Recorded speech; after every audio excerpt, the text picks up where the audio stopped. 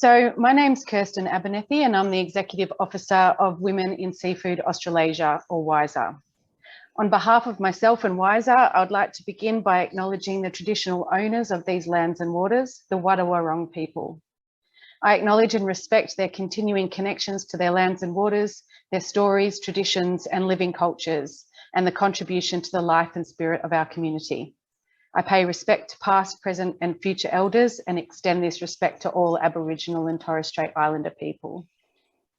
I'm very excited to welcome and introduce our guest speaker today, Kylie Dunstan. But just before I do, I would like to let you know about our other webinars we have coming up. So they're on every Tuesday and Friday at 1 o'clock Eastern Standard Time for the month of March. So this Friday, we have Sky Cherry. So I heard Sky speak a few years ago about her research on workplace sexual harassment of rural women. This is extremely relevant to what WISA have found out in our recent survey, which revealed that 1 in 5 women work in places where there is sexual harassment in the industry. So there's a short film that's good to watch before Sky's webinar, and all the links are on the Eventbrite page. Next week, then we have Heather Prayford and Jo Marshall. Heather's the Deputy Director General at DPIRD in WA, working across fisheries and agriculture, and her webinar is quickly selling out. So if you want to join up to that one, I'd suggest that you get in. Jo Marshall, who you might know, has been spearheading the Stay Afloat program, improving mental health in the seafood industry from the grassroots up, a program of work that was brought to industry attention through WISA starting the conversation. Can I just remind everyone just to put yourselves on mute, please? Yeah, so WISA were really involved in getting that conversation around mental health in the industry started, getting that research done, and now the industry has this program of change. And then for our last webinar, we have Simone Heyman, 3rd generation tuna farmer in Port Lincoln. Simone's story is one which will demonstrate what can be done when the next generation shake up the system, with the new generation of tuna women and men collaborating and innovating on their new venture, Kin Seafood. On behalf of WISE, I'd like to thank all of the women for giving their time to be part of this series. I really encourage you all to get online and book in for the next webinars. So today we have Kylie Dunstan. Kylie is a 4th generation fisher and co-owner of Queensland-based Poulsen Fisheries with her brother. Kylie is a woman in fisheries who, like many of us, have a family fishing business, but also a completely separate career outside fishing as well. Kylie is an engagement and communications expert and is currently the head of business at Essentia, the leading media intelligence company in the country. Kylie's leadership has made a real impact in the fishing and also in other agriculture sectors, and she's been a champion for women in the industry. Kylie was involved with WISA from when it started as WIN in the 90s. She sat on the inaugural board and helped to organise the first Women in Seafood conference.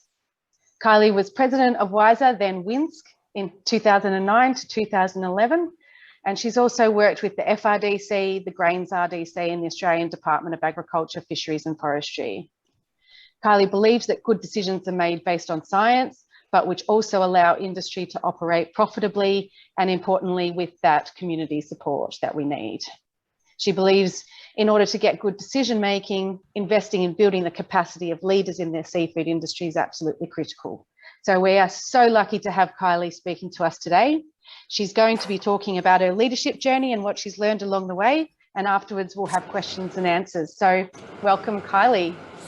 Hi, thanks so much to you, Kirsten, and to WISA for having me and for hosting this series, which is a fabulous and very innovative series. It's great to see the diverse lineup of speakers, and I have to say I'm very humbled that you asked me to participate. I just thought it would be you, me and my mum, but I don't even think my mum's showed up today. So I can see there's some people who I've known throughout my career who are here, and I thank you all for coming.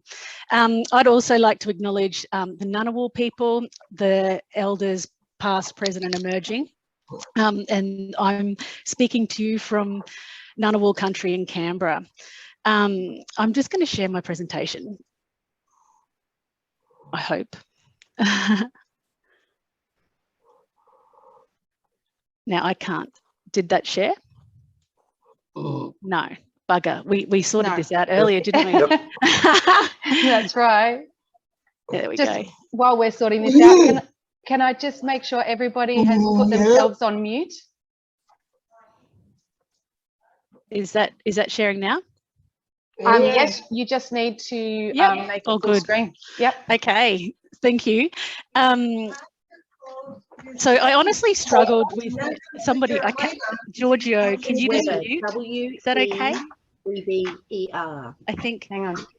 I think we've got a few people who aren't on mute. Claire, Claire. I think Claire might be one of them. Yep. I'm just putting them on mute. Okay, sorry. Yep. Okay, so thank you very much. So look, thank you again for having me. I honestly struggled with an approach on how to tackle this presentation, because as a communication professional with over 20 years experience of writing speeches for other people, having to do one yourself about yourself is actually quite confronting. Luckily, through my participation in the Australian Rural Leadership Program, one of the requirements of participation was actually doing a presentation about yourself and your leadership journey. So I've modelled this presentation on that with some narrative around the seafood industry and industry representation particularly. So if you Googled Kylie Dunstan and are here thinking that you're hearing from the world leading children's author, I thank you for joining, but you should probably go now, because I'm Kylie Dunstan, who is Head of Government Business with Isentia, and as you know, I am better known to most of the people on the call as Kylie Paulson, coming to you as a director of Paulson Fisheries, a trawl fishing company based out of Bundaberg in Queensland, where my brother Shane and I own 2 East Coast Torres Strait vessels, which operate from Hervey Bay all the way into the Torres Strait, targeting prawns or scallops predominantly, with the range of other bycatch species. The theme of the conversation is around my leadership journey, and I'm actually going to be quite introspective and personal. So I think part of being a good leader is being open and authentic, and I'm certainly going to be very open, going back to basics and some pivotal times in my life which have had a massive impact on my life. But if at any point anyone has a question, please just take yourself off mute and jump in. Before I kick off, I have to say that I was fortunate enough to be sponsored for my participation in the Australian Rural Leadership Program through the Fisheries R&D Corporation, and I really want to acknowledge Patrick Hone and Crispy and Ashby, Kate Harvey and the entire team at the Fisheries R&D Corporation for sponsoring me, but for really being one of the, and I'll talk about this a little bit later, but being one of the leading agencies in really advocating for the need for good leaders within industry. So FRDC have had this as a really predominant theme in terms of industry capacity and the need for good leadership since its inception. I'm speaking to you, as I said, from Canberra, and the Kylie Dunstan at home is much different to the Kylie Dunstan at work. I'm the mother of, I'm the wife of Alistair Dunstan. We've been married 10 years. I have 3 children, Chloe and Lachlan, who are twins, who are 9, and William, who's 6. We've got a COVID puppy called Louie, and a newly acquired member of the family is a central bearded dragon called Viper. So that gives you an insight into my life as well as my professional career.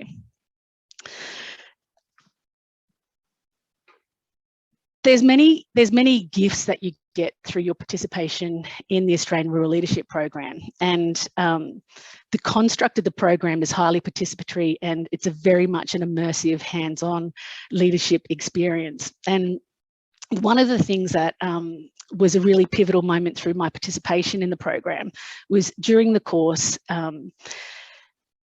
you have an opportunity to be truly alone. And I can't describe how this made me feel, sitting alone in the red dust underneath the sparkling Kimberley sky, to actually be truly alone. And if any of you have ever given an opportunity to do this, I highly encourage you to do it.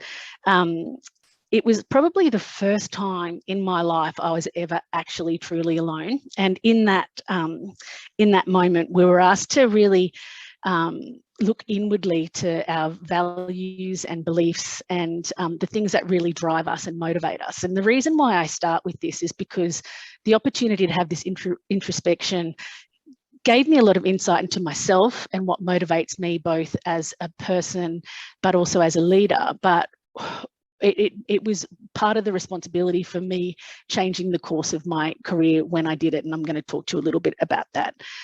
So we were given a book and asked, as I said, to talk about our values and beliefs.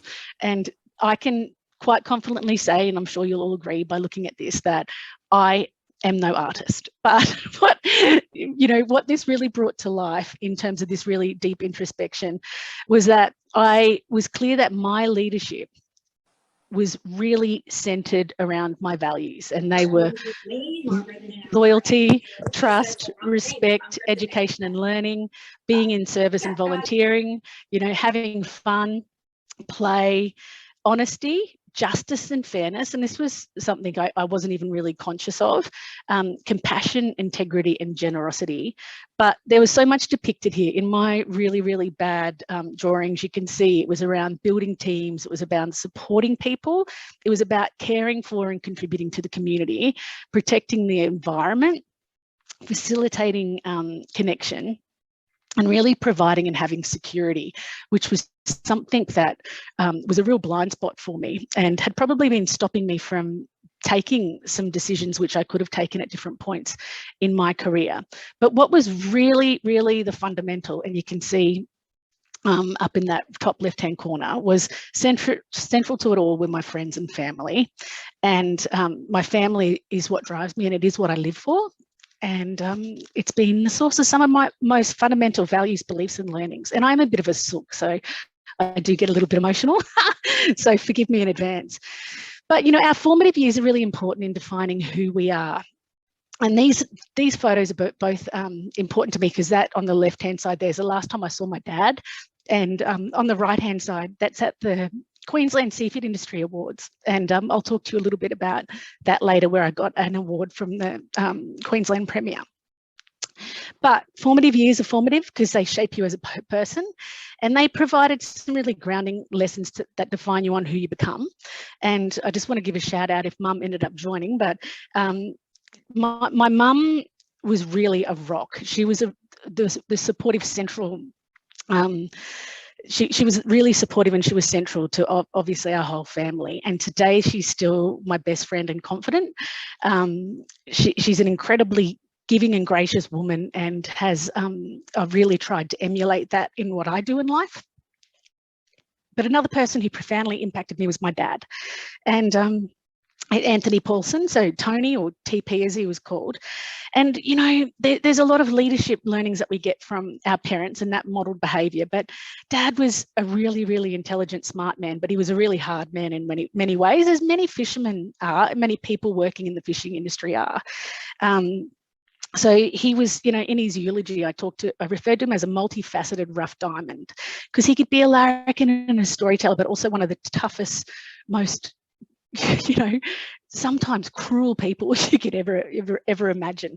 So, I really learnt many leadership lessons from him: how to be tough but fair, how to get the job done but have fun, but also how not to live life, because he was a very, very hard worker, but he really did sacrifice his health and his body, both his mental health and his physical health, to the job. So he and Mum created a welding engineering business based out of Bundaberg called Bundaberg Welding Specialists, and also a fishing company called Paulson Fisheries that my brother, who's the tall guy on the left, and I inherited when Dad died. But yeah, he really, through stress and just that physical sheer hard work, really did compromise his health. And I think that's one of the things within the industry, and I'm glad to hear you say that, Kirsten, the mental health challenges that are within the seafood industry, both with the stress of operating small businesses, but it is such a risky enterprise. It's all on the line, but also being away from fishermen, often being away from families, but also the impact on them being away, but also on the woman traditionally, depending on the makeup of the fishing enterprise, but away, and then having that, dominant influence come back and what that does to family dynamics. So I think that that's something that it's great to see that the industry is focusing on.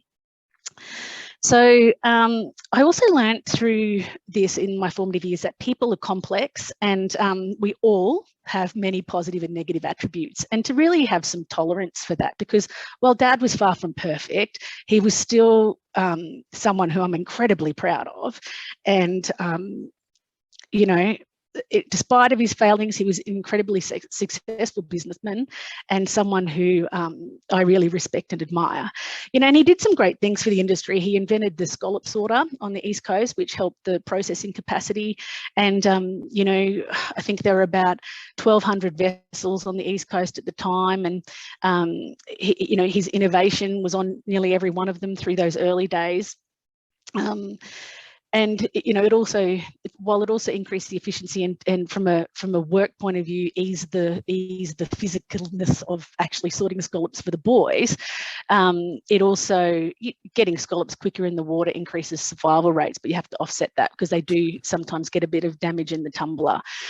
But I learned about compassion, resilience, strength, the need for safety, courage, security, love, and forgiveness, and Dad had his first heart attack at 50 and he was dead by 55, right? So, and I asked him, at one point he had, 5 trawlers, and a really successful engineering business with like 40 men working for him. But I said to him, what's your legacy? Like, what do you want to leave in life? Because I was really frustrated that he was compromising his health even after his first heart attack.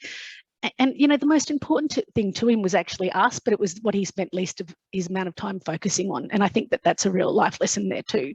So, when I said, what do you want your legacy to be? And he said, you kids, I suppose. So, he loved us deeply and we loved him. So, it also presents another important lesson in life. No matter what you achieve or no matter what you do in life, at the end of the day, your family is the most important legacy that all of us leave.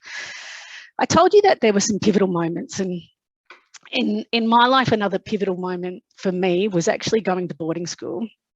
And I know that in the fishing industry and in agriculture, there are many reasons due to distance or educational opportunities and the quality of education why people choose to send their children to boarding school. And actually my experience was a little bit different. Not sure how many of you have had a 14 or 15-year-old young girl or been one yourself, but it's a really interesting time. And I remember Mum and I having a fight one afternoon after school, and she said to me, and excuse my language, but she said, "You little bitch, if you don't start behaving, I'm going to send you to boarding school." And it was like something clicked within me, and I went, you know what, that's a really, really good idea. So me being me, I didn't do it by halves. I went to our deputy headmistress and, really created my own destiny. And this is another lesson that I want to impart, that, we are the masters of our own future and we do create our own destiny. So I enrolled the help of our Bundy High deputy principal, Mrs. Higgins, and we had a deep conversation about what was going on in my life. And I was playing lots of sport every afternoon, every weekend, but I wasn't studying and I wasn't, really recognising my own potential. So I outlined a plan to her. I lived 2 houses and a street from the high school, from the local high school, Bundy High. But Mrs. Higgins and I hatched a plan, and my mission was to go to boarding school. So we got out the old yellow pages, because back then you just couldn't, do a Google search for boarding schools. And we got out the yellow pages and got contact details for boarding schools in Townsville, Rocky, Cairns, Toowoomba, Brisbane. And I then collected all these prospectuses and did up a business case for Mum. And I'll always remember sitting down on the bed with her one afternoon after school, after I'd got all my content together and I'd done a fool's cap paper of pros and cons as to why I should go to boarding school. And I asked her if we could have a chat. And I I said, oh, you know how we're having that discussion the other day about sending me to boarding school? She goes, oh, I was just threatening you. I said, well, I think it's a really good idea. And out come the prospectuses, out come this business case. And she just bawled. And I said, no, but it's a really good idea, because Queensland was introducing an overall positioning system, which meant that schools were weighted as well as individual performance. So I ended up going at 15, like I said, leaving the school 2 houses and a street away to go over 300 Ks from Bundaberg to Rocky to go to boarding school. And this environment really helped to shape me and to give me leadership opportunities at a really young age that I didn't think that I would get. Having left school at the end of grade 10 to go to boarding school for grade 11 and 12, I thought that it would be impossible for me to become a school prefect. And these are the things that matter to you when you're young, or some people. For me, it was something that I wanted. And heaven forbid, after a year, I'd done a whole heap of volunteering and editor of the school magazine, and ended up getting asked to be a school prefect and got honour colours for leadership, as well as captain of volleyball, and lots of different ways in which I contributed to the leadership of the school there. And that experience really it gave me many leadership skills, like the ability to make difficult decisions, to be really intentional, and do some critical thinking about my future and what I want. Obviously, through the I'm not sure what. Oh, I'm sorry, I don't know what that was, but it gave me research and lobbying skills, and it taught me how to develop a business case at 15. And it also I also learnt the importance through mum having to then lobby dad once she agreed, of creating strong advocates, as well as perseverance and self-belief. And it was a really pivotal moment in my life, and it was probably one of the most defining things for me in my life, and it really set me up to realise my potential. It then also enabled me to go to university, where I had an incredible experience, and look, I had a lot of fun too, I'm not going to lie, but I went to the Queensland University of Technology to study business, marketing and communications, and I also contributed strongly to the community there through, I got the college to buy a bus so we could get students together to go and fundraise for local communities. So also got an award there, a Bannockburn Award for community service. So that was a really beautiful time in life. But as we all do in third year uni, when I was 19, I had to do a political lobby campaign as a part of my course. And most people at the time were focusing on the gun lobby or euthanasia, which were both, topical and critical issues back then. And oh, look, 25 years later, and they're still topical and current issues. But I remember talking to mum on the phone one night, and when you're 19, I think you know even more than when you're 15, and you think you know all the answers to all of the problems of the world, and you think you know more than anyone else, particularly if you're a young person at university. So I was speaking to mum on the phone, and she goes, oh, how's uni going, love? And I was like, oh yeah, good, mum. And I said, oh, actually, we have to do a political lobby campaign. Do you know if there's an issue that is important that I can lobby the government for to try and change an outcome? And she said, oh, well, yes, I do actually.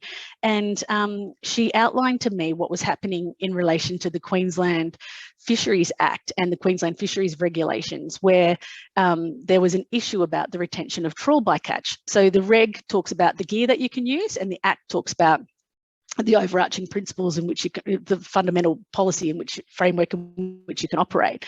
Anyway, the regs had tried to differentiate between trawl gear for scallops, which is a bigger mesh size, and trawl gear for prawns, which is a smaller mesh size. And when drafting that legislation, it wrote prawn gear can only be used to take prawns and scallop gear can only be used to take scallops in the regs, which from a literal interpretation meant that all trawl bycatch could no longer be caught.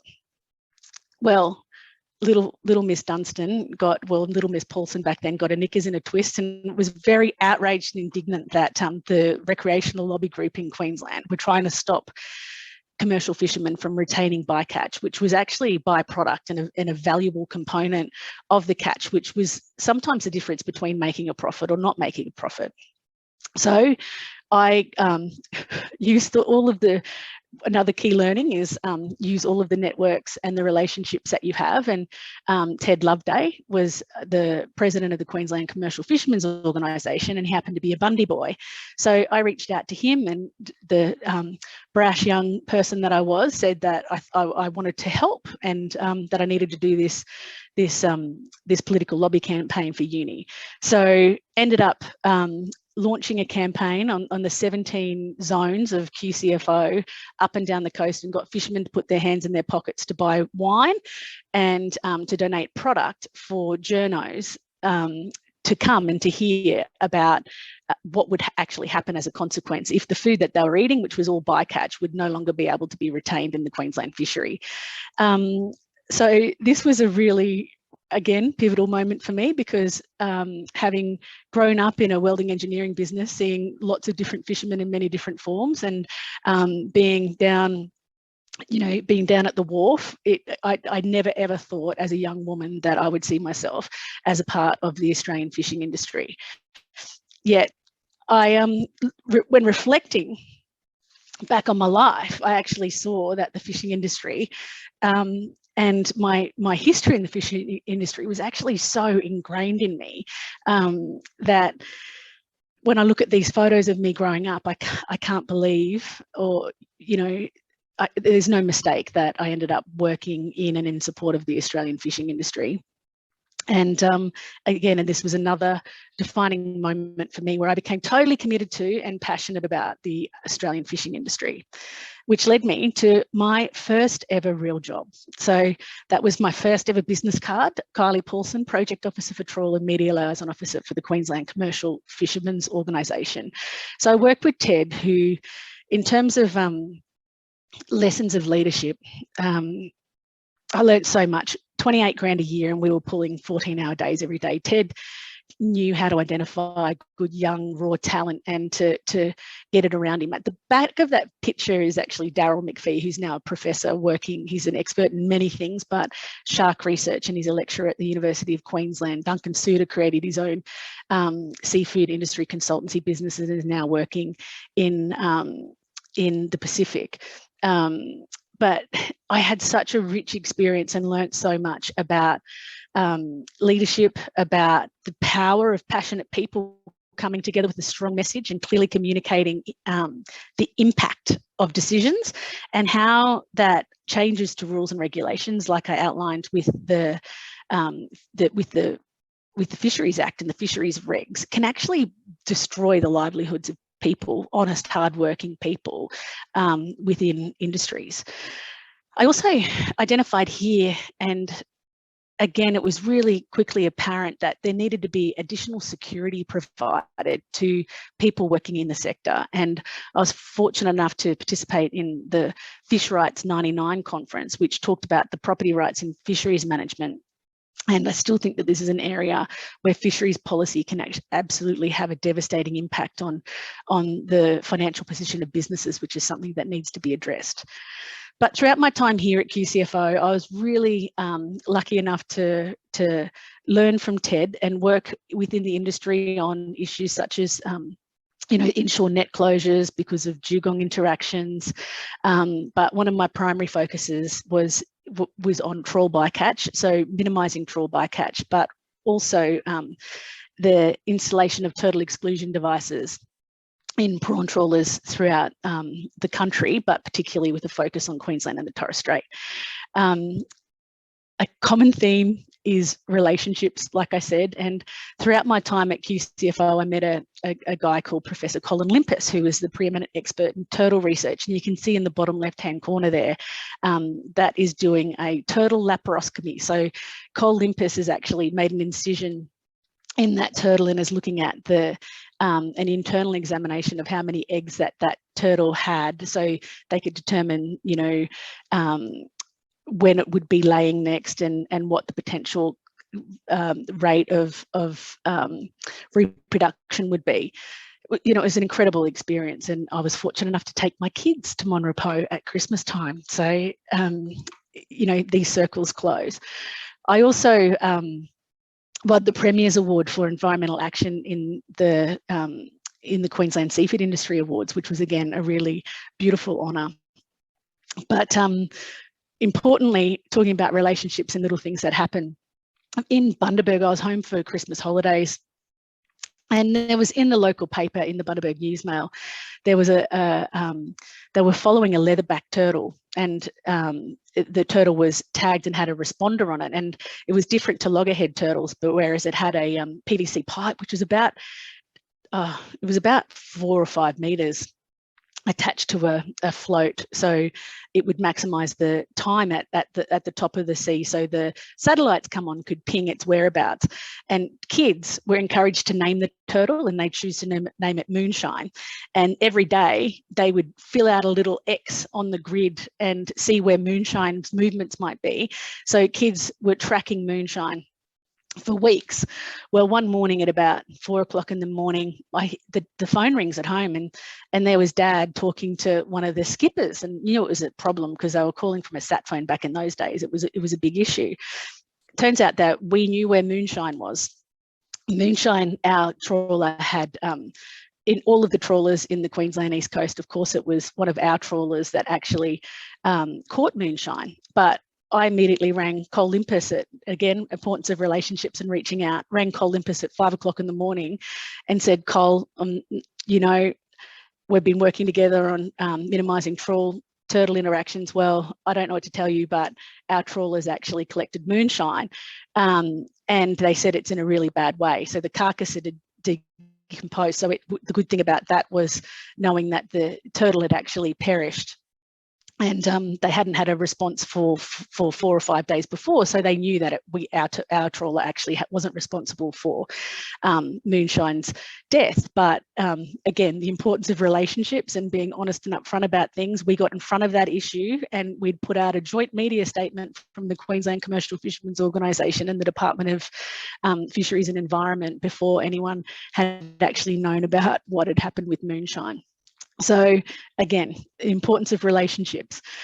Also the importance of relationships. Ted was a part of the Fisheries Research and Development Corporation board, and he was on the inaugural board, and obviously my boss at QCFO, and I worked with FRDC on behalf of QCFO and all of the state fisheries industry representative groups to launch a guide to reduction in Australia prawn trawl fisheries, and we had a ministerial launch at Morgan Seafoods.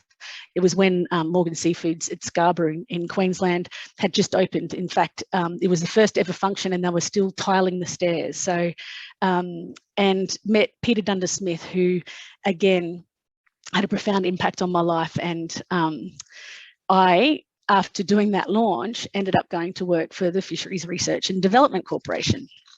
So FRDC, who obviously were my sponsor for the Australian Rural Leadership Program.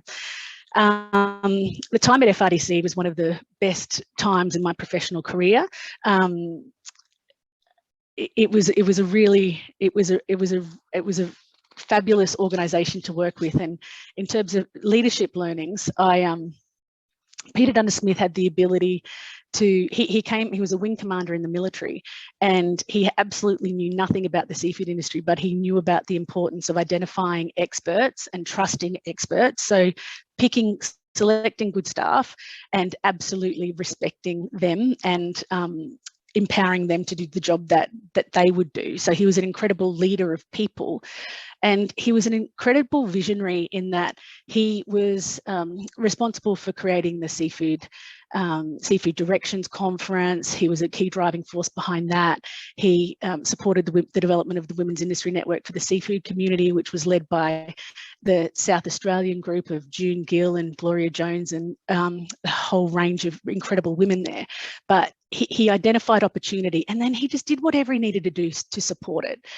And in terms of leadership development, coming from the military, they're so strong on developing leadership capability. And he was one of the first supporters in terms of industry sectors to support the Australian Rural Leadership Foundation's desire to create a leadership program, which was actually the Australian Rural Leadership Program. And there, that photo where Patrick and Annette and a whole range of different incredible seafood industry leaders. It was where Peter Dunstan Smith actually was honoured at the ARLP Gala dinner for his service to the seafood industry in support of the ARLF.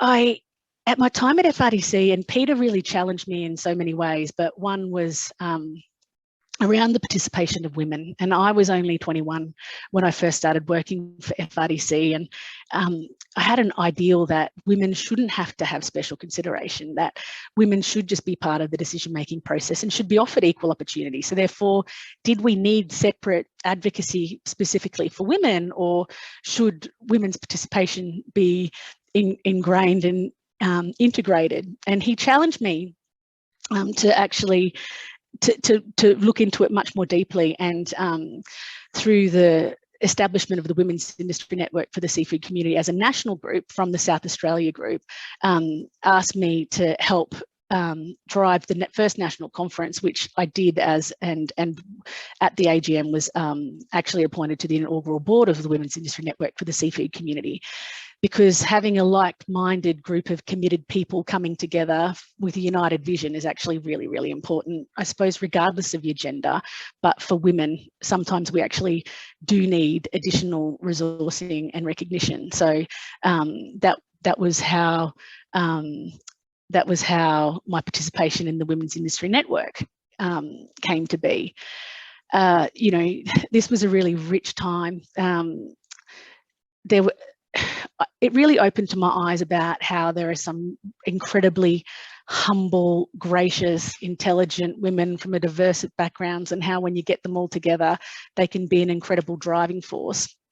And I really want to acknowledge June Gill particularly, who really believed in me, and I was young and inexperienced, and said, I don't think I can do this because I'm just starting out. And she's like, you're exactly the sort of person who we need to be involved from the beginning.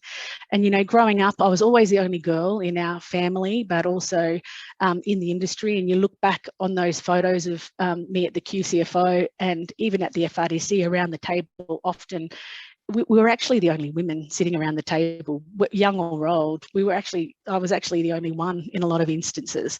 So through my participation in WIN, now WISA, I actually I gained incredible skills and knowledge, and really personally benefited from some incredible mentors and women who contributed to me, my personal growth and leadership development, and also, you know, the confidence in becoming a national president, actually twice. So you know, they do say never go back, but you don't always listen to the best lessons that you're given. But yeah, it was an incredible time working as a part of trying to help the Women's Industry Network for the seafood community grow. I suppose there's a couple of viewpoints that I have on WISA and WIN and industry representation generally that are actually quite important. I'll talk about it in a minute, but worked for other sectors, and some of the industry representative organisations are really, really well resourced and are really, really well positioned to take advantages of opportunities from the Australian government. There are so many different funding opportunities out there, and part of my role at WIN, because I was privileged enough to be doing that predominantly when I was working for FRDC, so there was a good strategic alignment and an opportunity for me to spend time doing it. But there's lots of buckets of money out there, and I think we need to make sure that we're well positioned to take advantage of additional funding sources, because FRDC has been an incredible supporter of WIN and WINSC and WISA, but there are lots of other buckets out there. And I think we need to continue to really look at how we can leverage that investment more broadly, because the other industry sectors who we're competing with for a share of voice when we're trying to get change, you're competing with people who are much better resourced and you know, have the ability to employ and spend money employing agencies and people who are highly skilled and highly qualified, instead of relying on predominantly volunteers who their contributions are no less important or no less valuable, but they're already stretched really thin. It's not their primary focus in life. So I think the more that we can do to resource great people to do great things is really important. So from fish to I actually went to the Department of Agriculture for a few years. I think I might have got my slides out of order here, but I went to work for the Bureau of Rural Sciences, and then, which was an incredible opportunity. And when Kirsten did my introduction and talked about the value of science and decision making, my time at the Bureau of Rural Sciences, our motto was science-based policy, science for decision makers. So it was all about science and evidence-based policy for decision making. And that doesn't sound sexy, but it is so, so important. And that's been a theme throughout my life. I was really fortunate to spend the last 13 years working as head of corporate affairs for the Grains Research and Development Corporation. And again, just drawing from those last comments I made, talking about the efficacy of well-resourced industry associations and lobby groups is so, so important. Through my time at GRDC, I actually saw conflict amongst industry representative organisations, and how that fractiousness and how that lack of focus and cohesion can actually really impact industry in terms of getting really good outcomes from a policy point of view. Or, you know, if a minister gets conflicting advice, it's really easy for them to just make whatever decision that they want to make. If there's fractured advice or fractured points of view going to government on a policy position, it's really difficult for policymakers to understand what the position is of industry. And I really saw that at my time at GRDC. The amount of wasted money, the amount of wasted effort, the amount of wasted energy through internal conflict and fighting was really, really terrible. And, you know, it doesn't lead to a better outcome for industry or individuals. So, you know, that united single voice and that strength through really a clarity of position and a clarity of message is really critical. But my time at GRDC was absolutely phenomenal. Like, it's an incredible organisation, an incredible player within the industry. I learnt about the value of respecting knowledge. I had no knowledge of the grains industry. So again, about trusting experts and identifying those experts and listening to growers and really understanding what drives and motivates growers. I learnt the value of building relationships with staff, our panel members, directors, government agencies, you know, and respecting staff and my colleagues, and the importance of seeing good staff valued and recognised. You know, I think I'm not going to actually talk too much about that in a public recorded forum, but I really do believe that we have to value our people. They are our most important asset, and you know, treating our people with respect is so, so important. And you know, people in that I've met along the way have really informed and educated and invigorated and inspired me. And the richness of conflicting ideas, but coming to a point of consensus, was really something that I learnt personally at GRDC. And I loved every day working in service of growers and ensuring that we really address the needs of growers to help position them to be the best that they could be for the future. And I've got personal, professional relationships there that will last a lifetime. So it was really great insights there, which leads me to my next leadership challenge, which is the role that I have now, which is head of government business at Isentia. The thing about Isentia, and I talked about this at the beginning about when I shared the experiences about my dad and my participation on the Australian Rural Leadership Program. I started the ARLP being head of government business for GRDC, and then throughout my participation in the program and doing that introspective process and really identifying what was important to me, recognised that I was working really, really long hours and was really, really driven, which was a beautiful thing. And I'm proud of my achievements and my contribution, but I was sacrificing time with my family and I wasn't prioritising my family. And I thought, how can I make that judgment about my dad and know it about myself and not actually then take action to change the course of my career?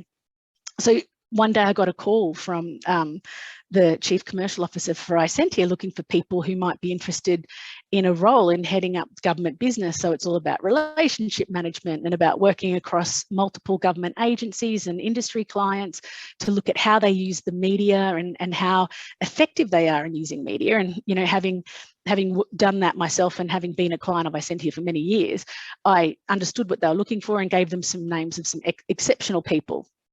And then got a call back going, we've rung a few more people and the name that keeps coming up is you. We want you for the job. So I was offered the position in January, and then was just going through some processes, and then COVID hit in March of 2020, and ended up again being really strong in my decision making, and this is something that I gained through my participation in ARLP. Pushed back on them and said, actually, it's the perfect job for me, but it's not the perfect time. It would be negligent of me to leave my current role, having accumulated 20 odd years of service, continuity of service in the in government, but 13 years of personal leave, and not knowing what would happen to my husband or my children. Or I said, it's just not the perfect time. We didn't know what was going to happen with the global pandemic, and I was really glad that I made that decision, because it gave me an insight to them as an employer, where they said, well, we think you're perfect, and we actually are willing to wait. So let's just have a conversation and see how it unfolds. So I met every 2 weeks with my now boss, Russ Horrell, who's just an incredible bloke. And in him, I saw what it was good to, have a belief in people, but also hold out for the right sorts of people, which is a really good thing. He also said something to me which resonates. It's like, people don't remember what you actually said, but they remember how it made you feel. So that's another key learning. And the part of the reason why I took on that job is because while I'd worked within teams and I'd managed people, I hadn't actually had sole responsibility for leading a team. And now here in Canberra, I'm responsible for the office, but also for the team of 10 who, and if anyone who manages teams of people know that in itself is an incredible opportunity. And what I know through the experiences that I've shared with you is that your leaders impact you each and every day and can change the course of your career. So I hope to contribute to the strength of the people who I'm working with now, and that one day in 20 years' time, they might share something that I've contributed to them. So I talked about it, but this was really part of my decision making to shift from, really being an incredibly immersed practitioner of comms to taking a different role as head of government business with Isentia, which has no less challenges. It's just more incredibly flexible, and I've really instilled that within our team. But the ultimate leadership challenge I have is obviously being a mum, and I've always wanted to be a mum, and managing that competitive tension between the needs of your family and work is something that I'm sure every single person on this call struggles with. So this in itself brings different challenges and opportunities. And, where I have my son is ADHD, hyperactive, and my daughter, the girl twin, Chloe, is ADHD inattentive. So, that can be incredibly challenging at times. But last week, we also received a diagnosis of that she has a diagnosed learning disorder of what we would know historically as dyslexia. So she has, there's different forms of that. So, part of my focus now is actually contributing to my little people and making sure that they've got the support that they need, and that, I can be that advocate for them. The other massive part of my life, and those who know me would never believe that I'm a silent partner, but I really largely am. But this is an incredibly personal, personal challenge, in that working with family is always really, really, it brings up a whole unique set of challenges that you don't get in a corporate environment. So I'm in partnership with my brother Shane, and having worked in the grains industry and in social sciences and BRS, looking at, succession planning and how we comprise our businesses is it's really interesting, and sometimes those theoretical lessons aren't always that easy to apply in practice. So one of the leadership challenges is around how we work together and engage as a family. My mum, Jan, it also is a part of our business in that she does all of the bookwork and all of the accounting and provides that important role as mediator in our family business. But from a business point of view, I think that there's still an incredible amount of unrealised opportunity through our personal family business, in that we all know that down the supply chain is where the value is, and I think there's some opportunities that we could look at for value adding, and you know, who knows what might happen there in the future. But you know, creating an effective partnership has been really our focus, and with the acquisition of an additional vessel last year, which is a significant investment, obviously we're committed to the future of the industry, but there is no less challenges with fuel prices the way that they are. I actually timed this and I've extrapolated all of my I've doubled probably every slide I thought I'd talk to. I thought I'd speak for 20 minutes.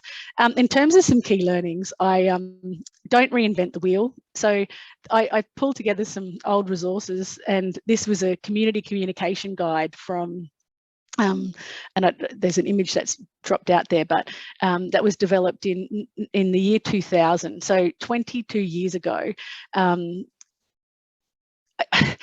I think often we get really inspired to take action and we just launch into it. And I suppose if I had some advice or some revelation, having worked for R&D funding organisations and within government, is to just, I think in whenever we're looking at doing something in advocacy or in industry representation, sometimes just step back and look at what's been done before and maybe build on what's been done before instead of reinventing the wheel, because there's some great resources and some great knowledge out there already.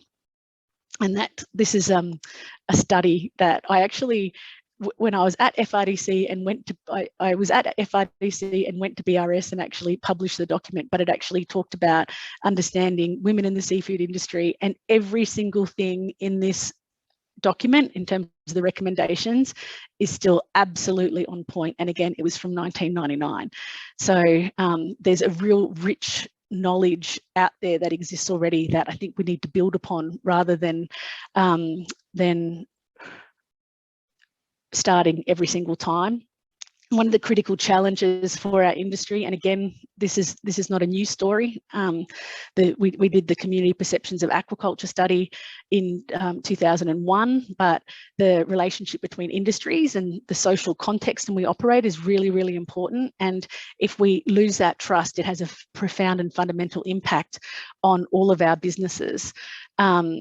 And I could probably do a whole nother hour presentation on this, but I won't, because I've got lots of slides in here which talk about how the community view Australian rural industries, in particularly the seafood industry, and how important it is for us as advocates to engage in really powerful conversations to ensure that the community understands the contribution that we make in terms of the small businesses throughout the country, and in terms of the GDP that our industry and the seafood industry delivers to the country. So I think that there's some amazing opportunities to do some incredible work there. So in my dying minutes, because I still really want to have questions, the ARLP is an incredible program. It's a 15-month program unless you do it during COVID, and it takes 3 years. And I really commend it to you. I encourage you to use the representation, the networks that already exist. Through my time at QCFO, where I was getting lobbied at 2 a.m. in the morning from a fisherman who was whinging about paying his $55 membership fee. And I was like, mate, you've just turned my ears off for 2 hours. I'm pretty sure you got your money's worth at 2 a.m. on a Sunday morning. Use the representative organisations that are out there to get your voice out there and get heard. So this was when I was on the Torres Strait Prawn Management Advisory Committee. So many people spend their energy whinging to one another instead of channeling it through to the representative networks which already exist. So just utilise them.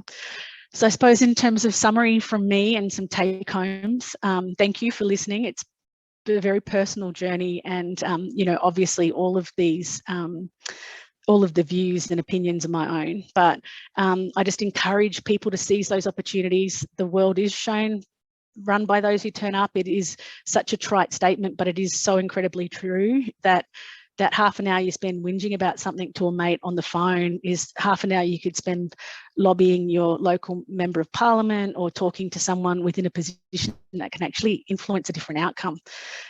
Fight for what you believe in. If we're going to have a future, we need that community trust, and we need to ensure that there's a broad understanding about what's happening, what we're doing as an industry, to ensure that we're sustainable and, you know, have a positive contribution. Again, direct your energy and attention to where it makes a difference. If you think the industry representative organisations or the industry lobby group or the association or organisation, if it's at the school or if it's in the fishing industry, isn't doing the right thing, put your hand up and change the outcome. I talked about don't reinvent the wheel. There's so much good content and resourcing out there that we can utilise instead of reinvesting in. And I saw that at so many times when we'd have funding proposals at FRDC, but particularly GRDC, where a little bit of due diligence, you know, could save a lot of expended effort that goes into putting forward really well articulated proposals of work that's already been done before. United, well-resourced industry representative organisations. So I really do think that we need increased funding for seafood industry organisations to make sure that we're positioned and can sit around the table with the same degree of focus and attention and knowledge as some of our other sectoral partners. And in my final words, I just wanted to say, leadership can take many forms. Sometimes it's about stepping in and doing it yourself. Sometimes it's about stepping back and letting other people take the reins. And sometimes it's about saying, mate, you know, you should really step up, and encouraging other people to have a go. And that's part of that leadership journey, is distinguishing when to know when to step in, back, or tap someone else on the shoulder.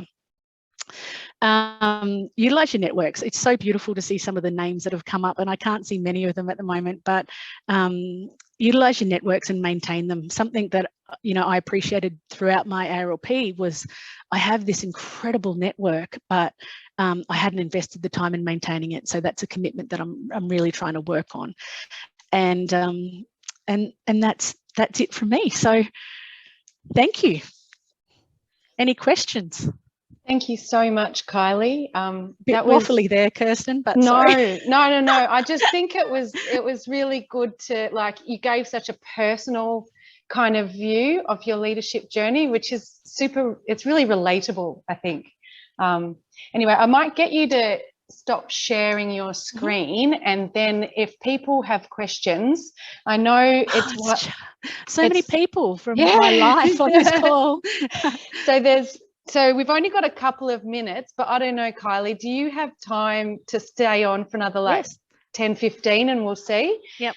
If people want to ask a question, can you put your hand up, please, in the little reactions button at the bottom?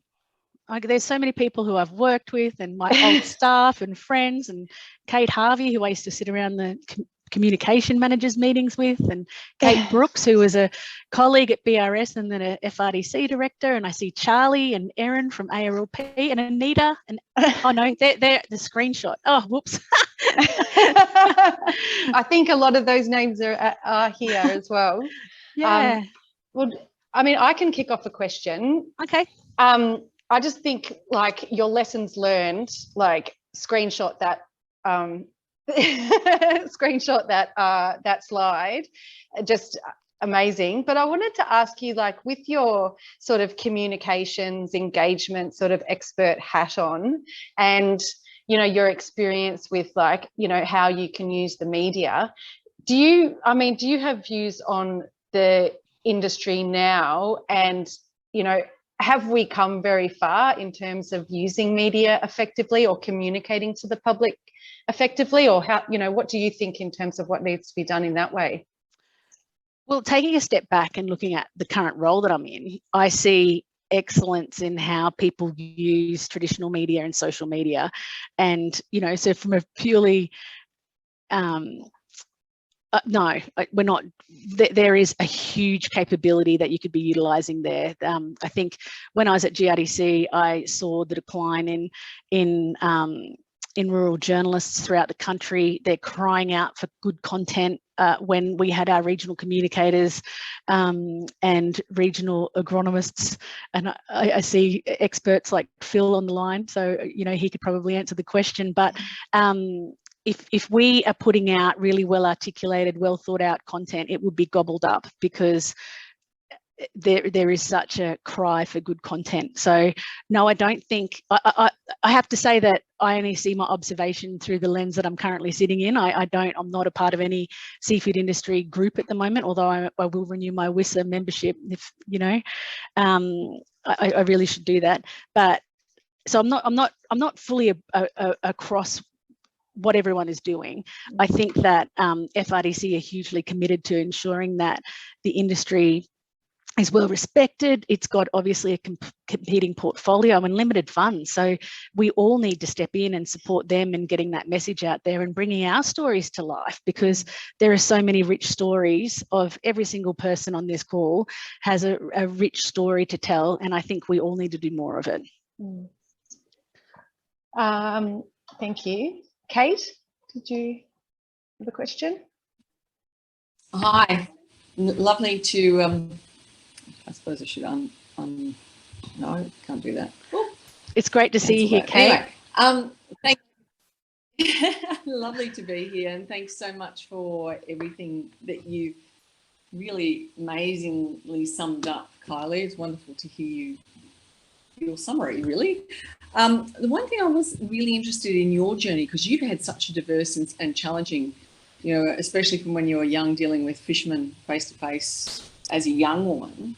And it was something that I was very aware of in the conversation with WISA in the session we did last year around the International Women's Day, is how you've actually found your journey of leadership as a female and what you found has worked for you, being able to keep progressing forward. Because it was a question that was asked of me, and I've always taken it very much of you've just got to follow your passion and not allow yourself to be talked into stepping back too much. But I'm really interested in what your perspective is on that. Oh, I was happy to take your answer. Look, being passionate. So I was, I didn't want anything to do with the Australian fishing industry or fishermen or seafood industry, having, spent many hours in Dad's workshop and, on the wharf. It wasn't where I saw my future as a young, 18, 19-year-old going into the world of comms and PR. Look, I'm not going to lie. And then just got really indignant. So, that there was a real driver for me to want to make change. And I think that tapping into that is what's driven and cultivated my leadership journey. I was incredibly fortunate to be given so many opportunities and be really supported. So like I said, people like Ted Loveday giving me the opportunity, him and Peter deciding, like before I was even job interviewed, although Peter Dundas-Smith always says that I interviewed him for my job, but I was given these incredible opportunities. And, on ministerial task forces for young people in agriculture, on Women's Industry Network for the seafood community, where people like June Gill really lent in and wanted young people with enthusiasm and put them forward for opportunity instead of stepping into that opportunity themselves. So it has been a passion project, and I have regrets about sometimes not staying involved in the seafood industry, because I do really love it so much. As a leader, and I'm talking professionally, stepping away, it still hurts my heart sometimes, Kate, because it is I am so passionate about the industry. Don't know if that answered your question, but be authentic, be passionate, be open and honest. And something that I didn't touch on is that I see that there is a presentation on, and that's safety for industry is really important, and I talked about that. But being a young 20-year-old and a lot slimmer, and polished back in the day, I can tell you that sexual harassment in the fishing industry is still something that is a conversation that violence in fishing families, domestic violence in fishing families, and sexual harassment within the industry is something that we absolutely need to start having conversations about. Absolutely. No, that's great. Thanks very much, Kylie. The amount of times, Kate, I went to a conference and had a key put in my pocket, I'm like, thanks, Barry. Say g'day to Jane for me. You know, go back to your wife. Like, it was terrible, really. Yeah. Yeah, I think on that, we've only just scratched the surface with our survey. And that's what I think it would be great to have that conversation with Sky on Friday, if you're available as well, to come along to that webinar. I think it's going to be a really interesting one, and it's something that we need to really, think deeply about how to address it. Yeah. Was there anyone else with questions? Thank you all for indulging me to tell my story. It's a very confronting and raw thing. So thanks for all being here. Okay, well, if there's no other questions, I just want to say thank you so much, Kylie. Like, I don't know if you probably can't see the chat, but it's just sort of everyone is saying what a fantastic presentation. You know, you always lead with authenticity and vulnerability, and you're extremely inspiring, basically. So thank you very much on behalf of WISER and everybody here for the time that you've put in. Yeah, and thank you everybody for joining today, and hopefully we'll see you on Friday. Thanks, guys. Thank you very much.